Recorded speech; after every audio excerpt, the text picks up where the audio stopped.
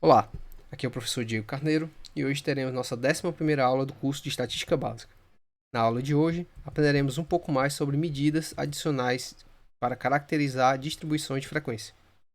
Inicialmente, apresentaremos a definição de momentos de uma distribuição de frequência. Os momentos são dados por valores numéricos que servem para descrever uma distribuição de frequência. Por exemplo, a média e a variância que foram apresentadas nas aulas anteriores pertencem à classe dos momentos. Eu digo que um momento natural de ordem n é dado pela seguinte expressão. Eu denoto por mr' e ele será igual ao somatório de cada valor elevado a r, em que r é correspondente ao résimo momento, dividido por n, que é o total de valores que eu estou somando. Por exemplo, o primeiro momento natural, m'1, ele vai ser igual ao somatório de xi sobre n, que é exatamente a nossa média aritmética. Então note que o conceito de momento nada mais é do que uma generalização de diversas medidas que já foram apresentadas ao longo do curso e que nos permitirão encontrar outras medidas que servirão para caracterizar as distribuições de frequência. Outra forma de apresentar os momentos é centrando-os na média. Então eu digo que um momento centrado na média de ordem R, ele é dado por, e aí eu simbolizo por mr, não é mais m'R, né, mais mr, e ele vai ser dado pelo somatório de xi menos a sua média, menos a média amostral, elevado a r, sobre n. Note que o segundo momento centrado na média, ou seja, para r igual a 2, ele é exatamente a nossa variância. O somatório de xi menos x barra ao quadrado sobre n. Então, mais uma vez, nós estamos generalizando, né, as medidas que foram apresentadas. Agora, nós podemos apresentar outras medidas para caracterizar uma distribuição de frequência. A primeira delas é a assimetria. A assimetria mede o grau de deformação da curva de frequência. Eu digo que uma curva é simétrica se a sua moda ela é igual à sua média, que é igual à sua mediana.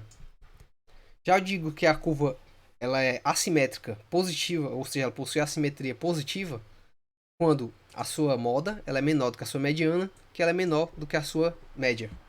Já a assimetria é dita negativa, quando a sua moda é maior do que a sua mediana, que é maior do que a sua média. Mas o que isso implica? Note, a moda é o valor de maior frequência. Então, ele é o valor mais alto, de maior frequência, né, o ponto mais alto da curva de distribuição de frequência. A mediana é o valor que divide, né, as pontas da distribuição, é o valor que divide ao meio. E a média é a soma, né, dos valores dividido por n. São três medidas de tendência central.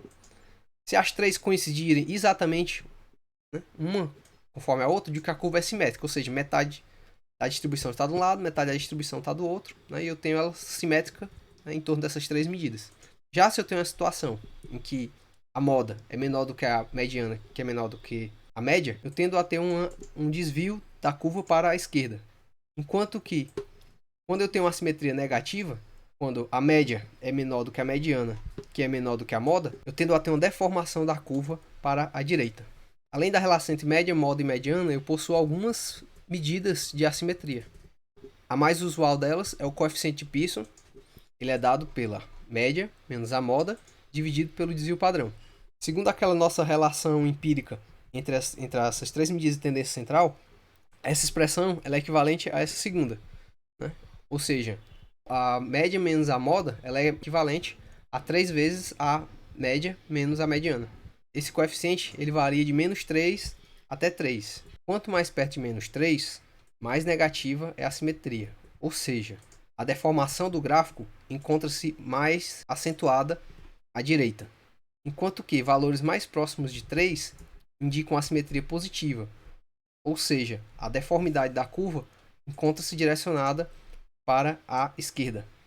Outra medida de assimetria é o coeficiente quartil de assimetria. Ele pode ser obtido a partir das medidas dos quartis da distribuição. Ele é dado por EQ e ele é calculado tomando o terceiro quartil menos 2 vezes a mediana mais o primeiro quartil, dividido pela diferença entre o terceiro e o primeiro quartil. Esse valor ele varia entre menos 1 e 1, e a interpretação é semelhante ao coeficiente de Pearson. Outro coeficiente de assimetria seria dos percentuais 10 e 90. Ele tem formação semelhante ao coeficiente quartil de assimetria, só que agora com os percentis variando 90 e 10. Né? Então ele seria o percentil 90 menos 2 vezes a mediana mais o centil 10.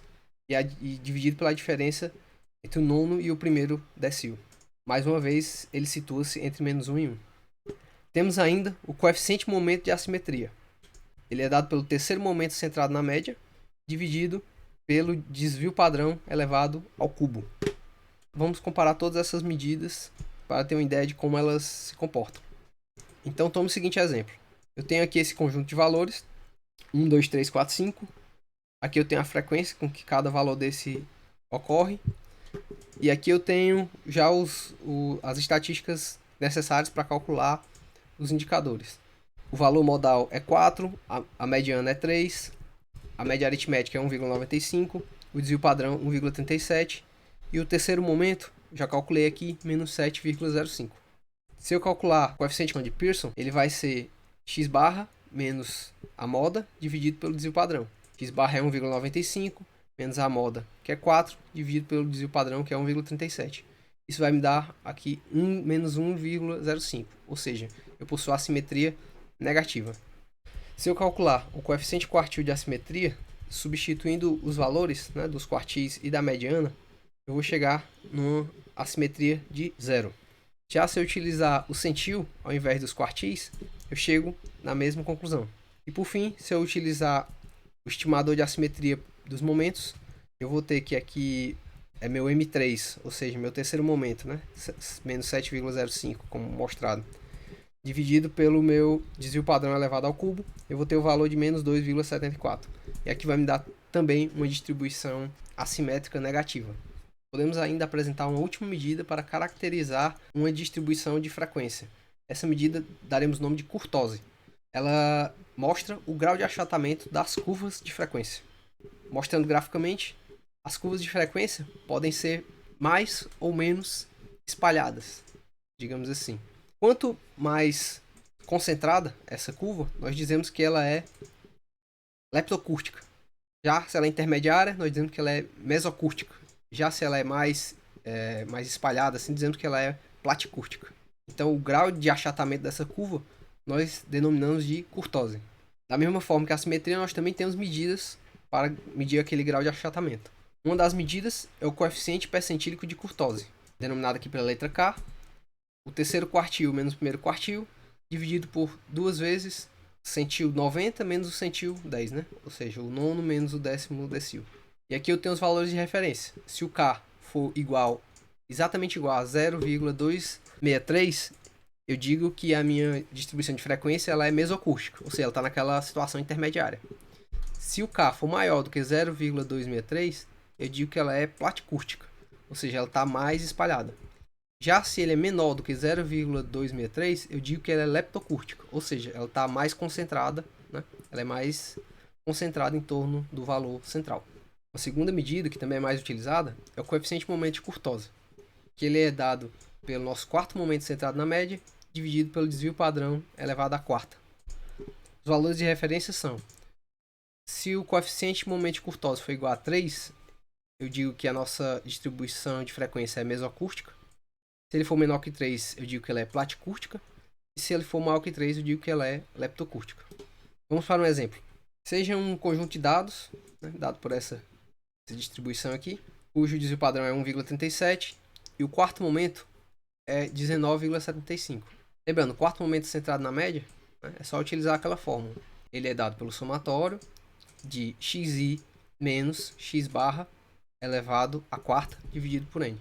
Então, se eu calcular meu coeficiente percentílico de kurtose, eu vou chegar a um valor de 0,25, que é inferior a 0,263, portanto, isso me remete a uma distribuição leptocúrtica, ou seja, uma distribuição mais concentrada.